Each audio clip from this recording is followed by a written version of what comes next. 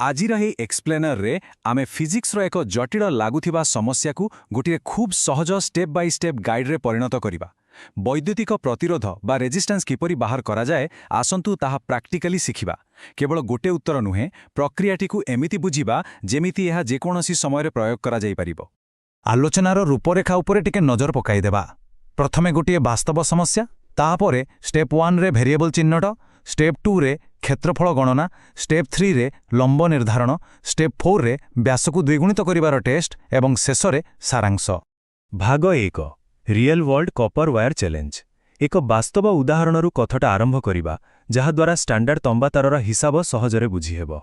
धरिनिया जाऊ एक custom electrical circuit पाई आमको ठीक 10 ओम रो रेजिस्टेंस दरकार।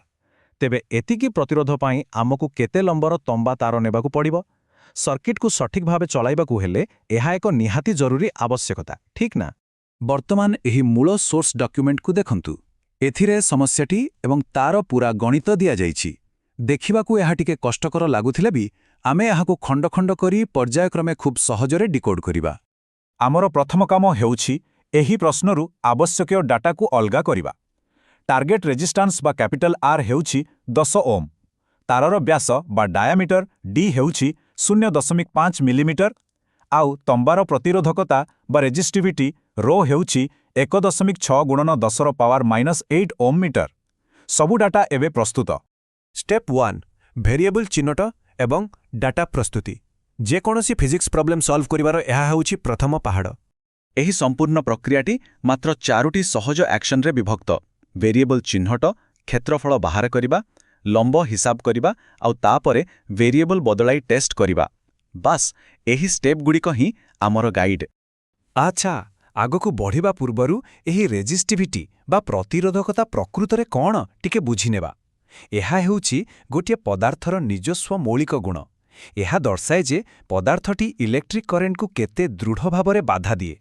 तंबा क्षेत्र रे एही बाधा हेउछि 1.6 गुणन 10 रो पावर -8 ओम मीटर। वर्तमान आमको मिलिथिबा व्यासारो हिसाब आरंभ करिबा। फॉर्मूला रे पकाइबा पई आमको व्यासार्ध बा रेडियस दरकार। आउ रेडियस हेउछि डायामीटर र ठीक अधा। तेणु 0.5 मिलीमीटर को 2 रे भाग कले आमको आमर रेडियस मिलिजिवो, जहा हेउछि 0.25 मिलीमीटर। किंतु आमे एठी अटकी गले चलिबनी। गणितरे सबु यूनिट समान थिबा निहाती दरकार। प्रतिरोधकता मीटर रे थिबारु एही 0.25 मिलीमीटर को आमे मीटर रे कन्वर्ट करिबा। एथिपाई एहाकू 10 रो पावर -3 सह गुणिबाकू पड़िबो। एबे आमर डाटा एरिया बाहर करिबा पई पूरा रेडी। Step 2 area calculation. वर्तमान आमे तारर क्रॉस सेक्शन एरिया हिसाब करिबा। माने तारा भितरे इलेक्ट्रॉन गुड़ी को गति करिबा पई प्रकृतरे केते स्थान अछि ताहाले टिके देखिबा। जेहेतु तारटी गोलाकार एहार एरिया बाहर करिबा पई आमे सिंपल वृत्तर क्षेत्रफल सूत्र A = πr² व्यवहार करिबा। एठारे पाइर मूल्य हेउछि 3.14 आउ r तो आमे आगरु बाहर करि सारिछे। आसंतु एही मूल्य गुडी को सूत्र रे पकाइबा। रेडियस रो स्क्वायर बा वर्ग करी ताकू पाई सहित गुणिले रिजल्ट आसीबो 19.625 गुणन 10 रो पावर -8 स्क्वायर मीटर। एबे तारर सठिक मोटेइबा क्षेत्रफल आम हातरे अछि। स्टेप 3 लंब बाहर करिबा। यहा हेउछि आमर मेन इक्वेशन सॉल्विंग। 10 ओम प्रतिरोध पाई केते लंबा तार दरकार ताहार फाइनल उत्तर आमको एबे मिलिबाकू जाउछि। प्रतिरोधर स्टैंडर्ड फॉर्मूला आमे जानिछे, किंतु आमको एठारे लंब बा L जानिबार अछि। तेणु टिके स्मार्ट वर्क करी आमे सूत्र को रीअरेंज करिनेबा जेमिति L गोटिए पटे एकाकी रहिबो। नुआ फॉर्मूलाटी हेबो L समान R गुणन A आउ ता तळे विभक्तक हिसाब रे रो। एबे केवल वैल्यू गुडी को निज निज जगारे पुट करिबार बेळ R जगारे 10, A जगारे आमे बाहर करिथिबा एरिया एवं तळे रो जगारे तंबार रेजिस्टिविटी सबु किछि फॉर्मूला रे परफेक्टली फिट होई सारिलाणी। आउ एहाकू समाधान कला परे आमको मिलिला आमर मैजिक नंबर 2122.65 मीटर।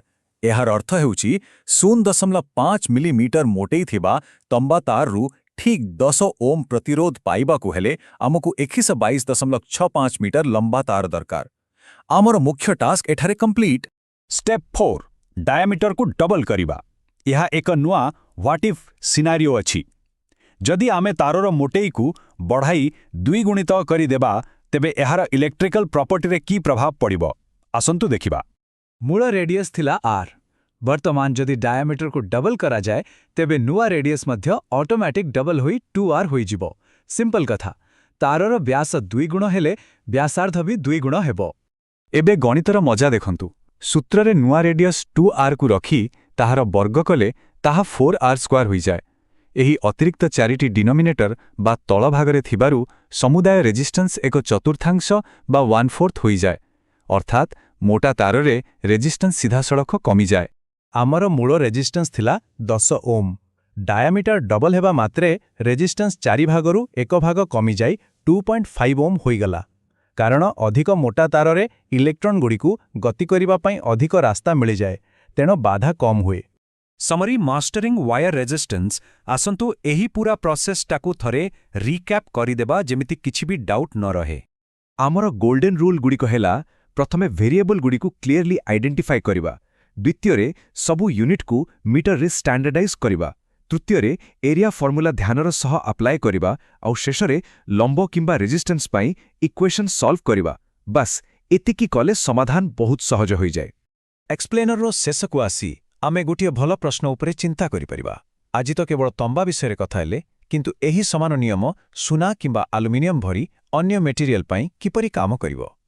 ସେମାନଙ୍କର ନିଜସ୍ୱ ରେଜିଷ୍ଟିଭିଟି ଅଲଗା ଥିବାରୁ ଆମର ଫାଇନାଲ ରେଜଲ୍ଟସରେ ନିଶ୍ଚୟ ବଡ଼ ପରିବର୍ତ୍ତନ ଆସିବ।